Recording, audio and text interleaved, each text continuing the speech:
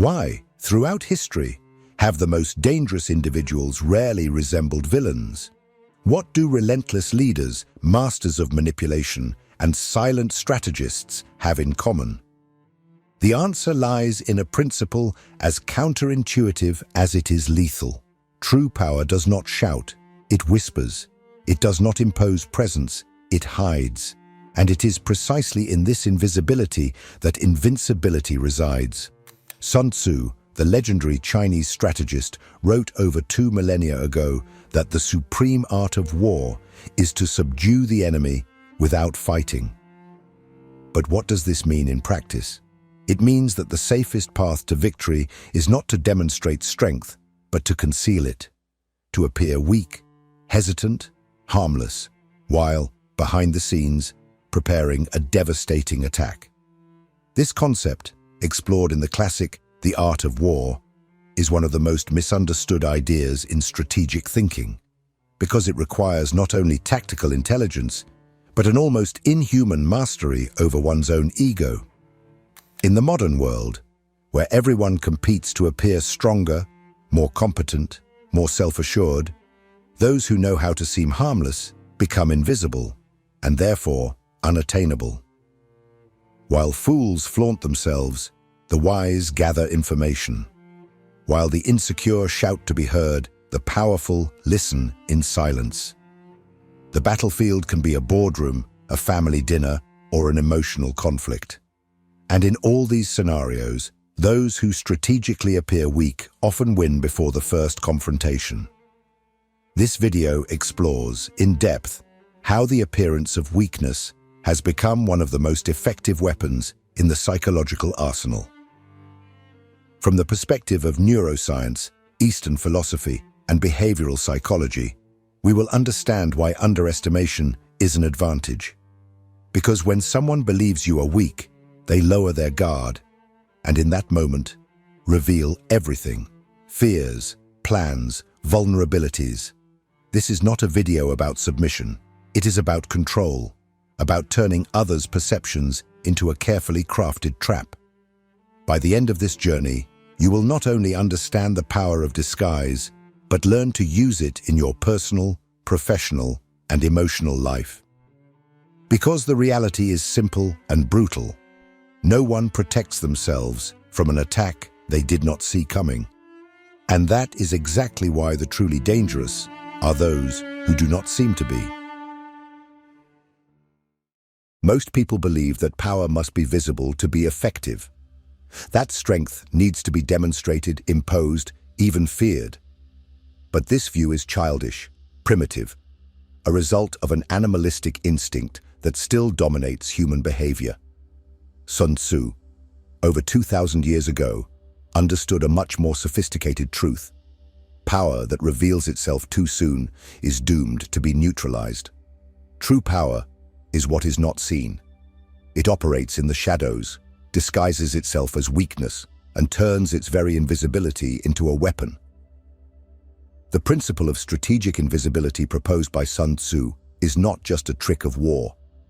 It is a mental model, a way to navigate the world with complete advantage, even when it seems you are at a disadvantage.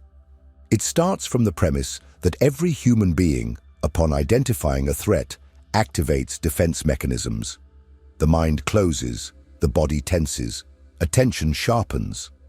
But in the face of the harmless, or what seems to be, these barriers crumble. The other disarms without realizing it, and it is exactly here that the danger lies. Imagine being on a battlefield where your enemies do not know you are a combatant. While they expose themselves, shout orders, compete for space and dominance, you walk freely. You observe, you listen, you gather precious information. And when the right moment comes, you strike with precision, not through brute force, but through superiority of time, space, and intelligence. This is true invincibility, not the kind that withstands attack, but the kind that is never attacked because it was never perceived as a real threat. In modern language, strategic invisibility can be applied in various contexts. In the workplace, you do not openly compete with egotists. You let them entangle themselves while you quietly build your position. In relationships, you do not reveal your deepest emotions to those who do not yet deserve them. You observe, test, read the other while remaining neutral. In negotiations, you present yourself as someone flexible, open, even insecure, and thus lead the other to a false sense of control. When you finally reveal your position, they have already given everything: expectations, limits, weaknesses. Sun Tzu said, "When near, make it seem you are far; when far, seem to be near." It is the game of illusion. And in this game, the other's ego is your main weapon. The desire the other has to dominate, to win, to be superior. All of this can be manipulated when you present yourself as someone defeated. Because the easiest victory is the one where the enemy does not realize they are at war. And the most effective trap is the one where the victim thinks they are in control. This principle requires self-control. It demands that you renounce the immediate desire to prove something, to show yourself, to seek validation. It requires emotional intelligence to contain the impulse to react. But in return, you acquire a type of power that cannot be fought against because it cannot be located. A power that acts from within the adversary, corroding their perception, confusing their instincts, exploiting every gap they themselves open, thinking you are weak. But this strategy does not work without a deep understanding of the human mind. It is necessary to comprehend what leads someone to underestimate another. What mental mechanisms cause a human being to let their guard down in the face of what seems fragile, and why, precisely because it seems harmless, you can control the entire dynamic of an interaction without ever raising your voice. In the next part, we will dive into these hidden mechanisms. We will reveal how the psychology of underestimation can be used as a powerful weapon.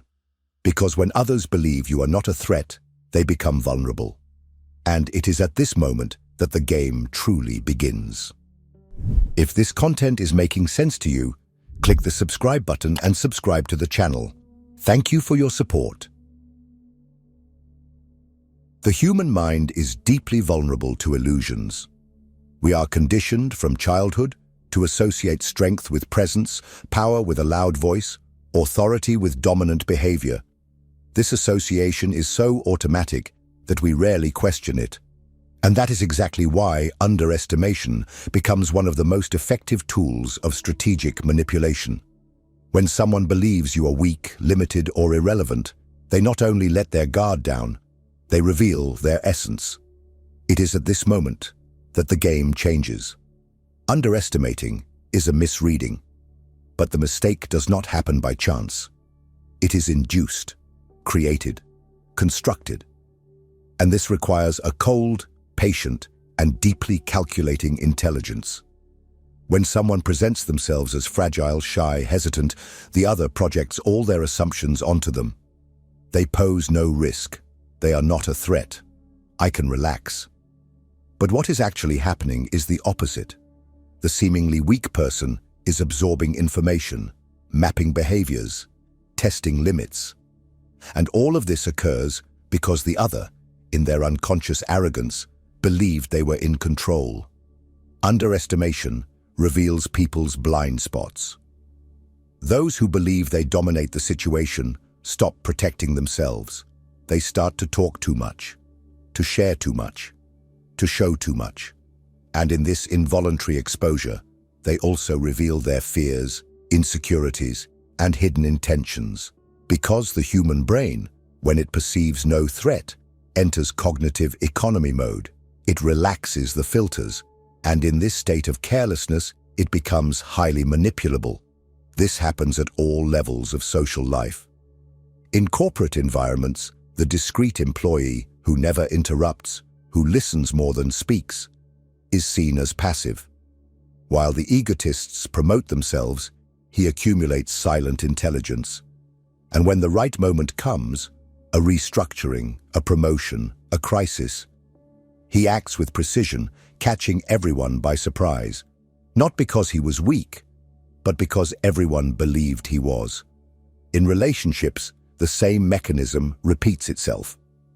The person who appears too vulnerable, who seems naive, who does not engage in direct confrontation, often induces the other to feel superior. And the feeling of superiority is, ironically, the beginning of vulnerability. Because when we believe we are smarter than someone, we let go of caution. Arrogance creates blind trust, and blind trust is the anteroom of failure. This is the fertile ground for sophisticated psychological manipulation. The invisible manipulator does not confront, he induces. He plants ideas in the other through apparent weakness. He uses silence as a tactic, hesitation as distraction, the calculated mistake as a trap. And all of this works because the human ego is hungry for validation, and nothing massages the ego more than being in front of someone inferior. That is exactly why so many masters of strategy and historical diplomacy used weakness as a facade, not out of fear, but by choice. They understood that control is not in imposing, it is in inducing. The true manipulator does not push, he pulls, does not command, he suggests, and above all, does not reveal himself until it is too late for the other to react. But this art of being underestimated is not simple. It requires mastery over oneself. It requires stifling one's own ego, resisting the urge to prove worth, and transforming every gesture into a tool for reading the other. It requires understanding that every human interaction is a dance of perception, and those who master this perception master the game. Now that we understand the hidden power of underestimation and how it directly affects the behavior of others, it is time to take a step further. How exactly do we apply these ideas in daily life? How do we turn these strategies into concrete actions that grant us an advantage without exposure? The answer lies in the tools of silent emotional manipulation, and that is what we will discuss next. Get ready to learn about the most subtle and most lethal weapons in the psychological arsenal. Knowing that underestimation is a powerful weapon is just the beginning. True mastery lies in applying this principle with skill in a practical, everyday, and absolutely imperceptible manner. This application requires a psychological refinement that few master.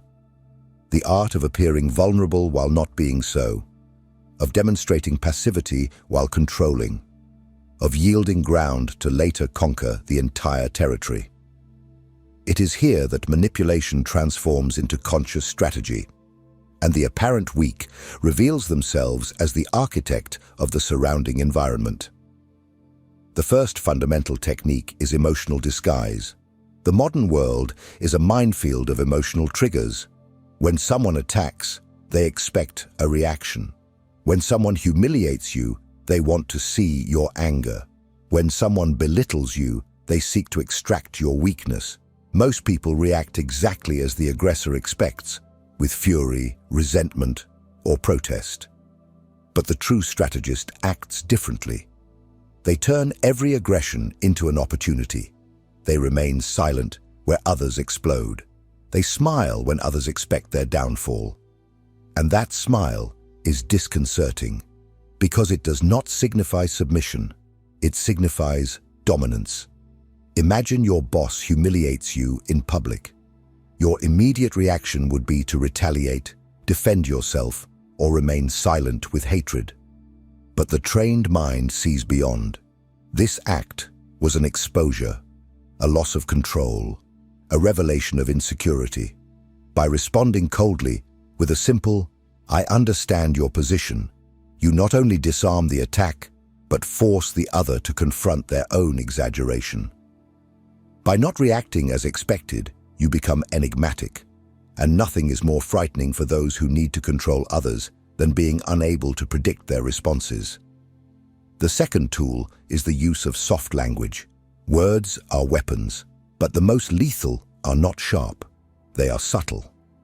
Words like maybe, could be, I'm not sure if I'm right, you might be right, create an illusion of vulnerability. They make the other lower their guard, believing they are dealing with someone fragile, indecisive, even submissive. But behind this softness lies intention. By not confronting, you give space for the other to reveal themselves. They talk more. They justify themselves more. And in no time, they expose their own fears, insecurities, contradictions. Softness in this context is not surrender. It is a trap. Next, we have the low-profile strategy. In a world where everyone wants to be seen, those who observe become kings. Staying out of the spotlight, not out of fear but by tactical choice, offers an advantage that few recognize. The peripheral gaze sees what the central gaze ignores. The discreet strategist walks behind the scenes, listens to conversations not meant for them, witnesses conflicts they do not participate in, and uses each piece of information as future currency. When they act, everyone is caught by surprise, because no one expected anything from someone who never wanted to draw attention. Finally, the most refined of tactics, false vulnerability. This is the art of revealing carefully chosen weaknesses, asking naive questions, purposely making mistakes in irrelevant details, pretending not to understand an obvious logic. All of this has a purpose: to induce the other to arrogance. When someone believes you are less capable, less attentive, less dangerous, they relax, show off, and surrender. It is at this moment that control changes hands. Pretending ignorance, when done with intention, transforms every conversation into a minefield where only you know the location of the bombs. These strategies are not ready-made formulas. They are mental disciplines. They require restraint, patience, and mastery over one's own ego. They demand that you sacrifice the need for momentary approval in exchange for an invisible yet absolute influence. Because while everyone screams for attention, you build power in silence. But what good is it to master these weapons without knowing where to use them? True power lies not only in technique, but in surgical application in specific environments. At work, in relationships, in family dynamics, in negotiations.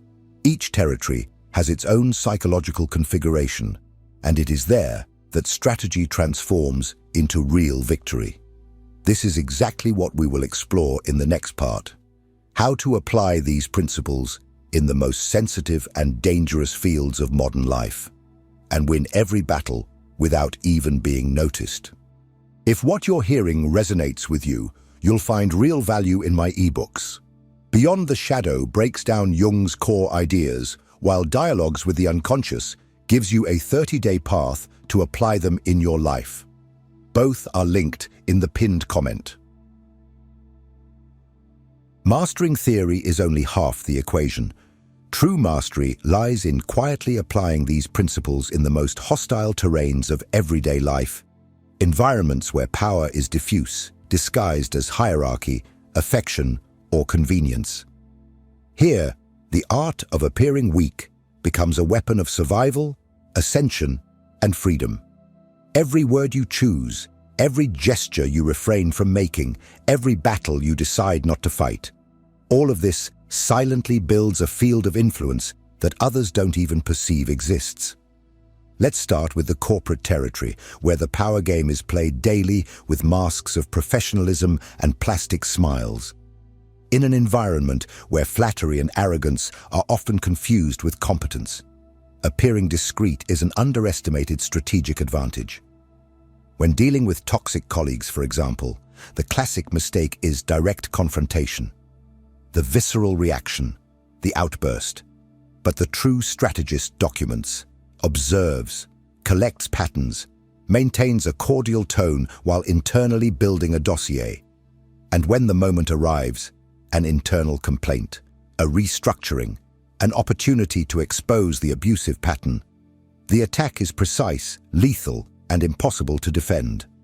Because while others were busy competing for recognition, you operated in the shadows. With abusive bosses, the strategy becomes even more delicate. Here, appearing obedient is your smokescreen. The high-ranking manipulator thrives when they believe they completely control their subordinates, but the apparent submission hides a silent preparation. Updated resumes, activated networks, exit plans organized quietly. You leave the battlefield the moment they believe they have won. And it is at that instant that they lose everything: control, morale, and often their very position. In interpersonal relationships, the field is even more subtle and more dangerous. With a dramatic X, for example, the tendency is to respond in kind: irony, disdain, attempts to prove emotional superiority. But this only feeds the cycle. True control lies in neutral cordiality. You become bland, indifferent, not out of weakness, but out of intelligence. The other, upon receiving no reaction, collapses emotionally and dismantles themselves. Your absence of reaction becomes the most effective torture. With manipulative family members, the war is silent and long. The secret lies in superficial agreement, saying yes, smiling, nodding, while internally you have already decided. Your life follows a plan they do not know. They think they still have control over you, but all they have is an illusion sustained by your ability to maintain the theater.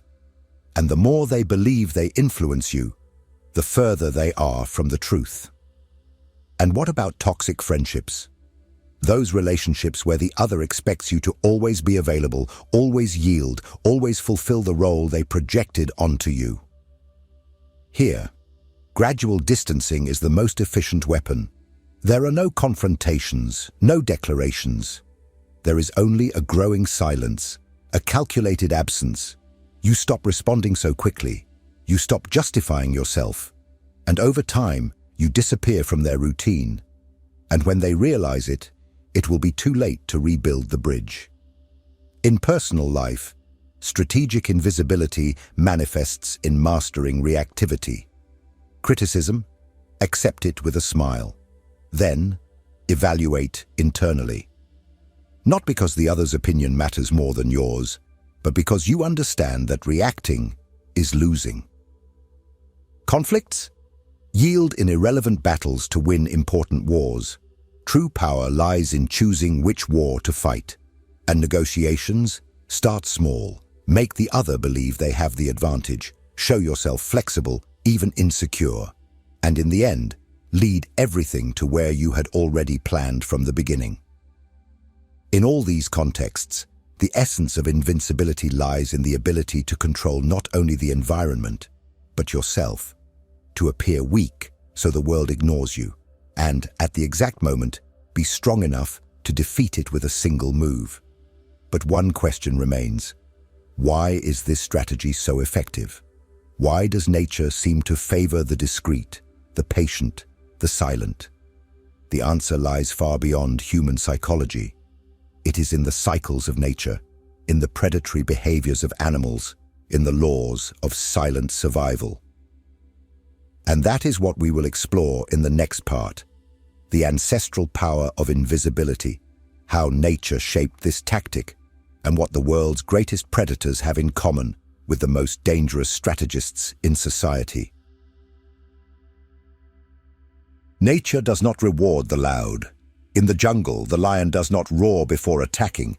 The eagle does not scream while diving toward its prey. The snake does not hiss before sinking its fangs. The deadliest predators do not announce their presence. They become part of the landscape, wait for the exact moment, and act with absolute precision. This is not just a survival strategy, it is a universal law. Real power, at all levels of existence, is silent, invisible, and absolutely relentless. Modern humans, in their eagerness to assert themselves, have broken this principle. In search of validation, exposure, and visible superiority, they have forgotten that the more visible power is, the more vulnerable it becomes.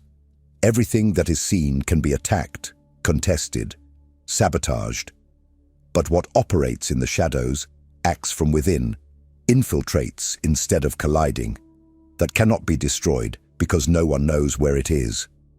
This is the essence of the final attack. The blow that no one expects. The action that arrives without warning after weeks, months, or years of apparent passivity. It is when the silent manipulator reveals their true form, not because they seek revenge, but because the time has come to act. The moment when everything is aligned, the other's weaknesses exposed, defenses deactivated, the scene controlled. And what seems like a sudden move was actually planned from the first silence, from the first false yes, from the first smile that hid a blade. Nature teaches that the predator does not waste energy unnecessarily. It does not attack when it is angry. It attacks when it is sure. And this is what differentiates the impulsive from the strategic. The impulsive reacts to provocation. The strategic transforms provocation into a map. The impulsive enters the war to prove themselves. The strategic has already won when the other believed they were winning. And the most frightening part, the strategic does not seem dangerous. They seem distracted, fragile, naive, until the ground disappears beneath the enemy's feet. And it is too late. This type of power requires a level of discipline that few achieve. It requires suppressing the need for immediate justice, silencing the desire to show that one is right, resisting the temptation to win small battles when one can win the entire war with a single move. It requires acting not on impulse, but on vision, because he who knows how to wait masters time, and he who masters time masters everything. But do not be mistaken, this path is not for the weak. Being invisible is being lonely. No one applauds the silent strategist. No one recognizes their genius until the result is already sealed. You will not be celebrated. You will be feared. And that is the true prize of silent power, the absolute freedom to act without opposition, because the world does not react to what it does not understand.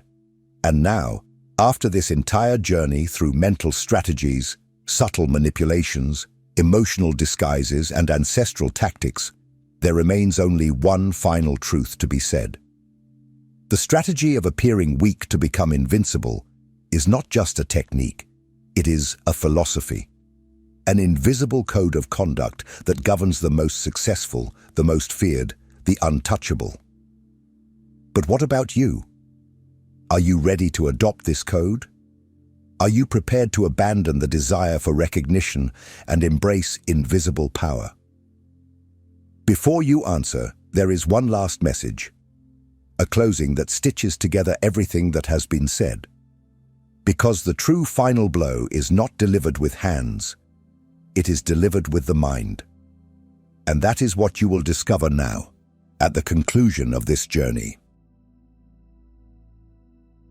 The great movements of history have never been preceded by loud announcements. Empires have fallen without warning. Silent leaders have taken power without raising flags. Ordinary people have transformed their lives when they stopped trying to win with force and started to operate with intelligence.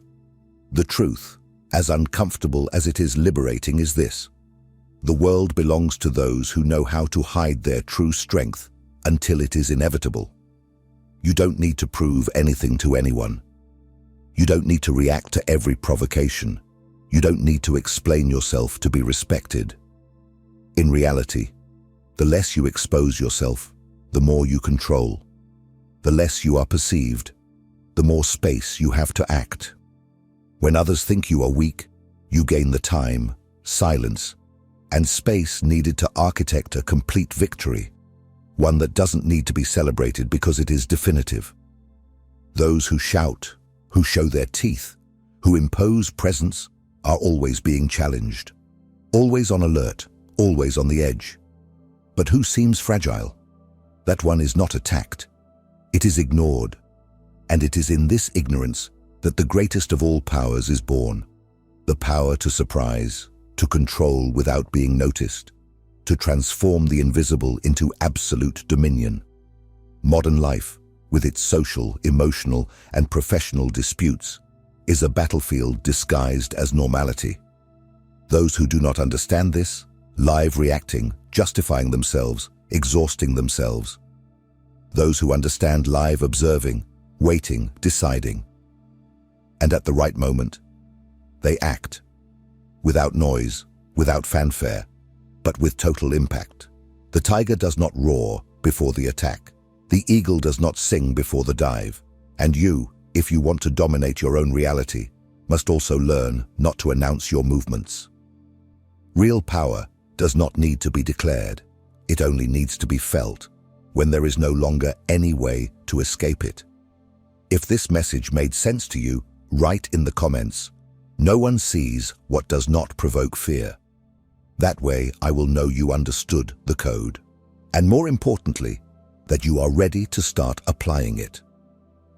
I want to read your vision, your experience, your invisible battle. Because this channel is not just about content, it is about silent transformation. And if you've made it this far, don't stop now. The next video continues this journey. And yes, it is important, perhaps more than you imagine. Click, watch, absorb. Because those who master the invisible master everything. And this journey is just beginning.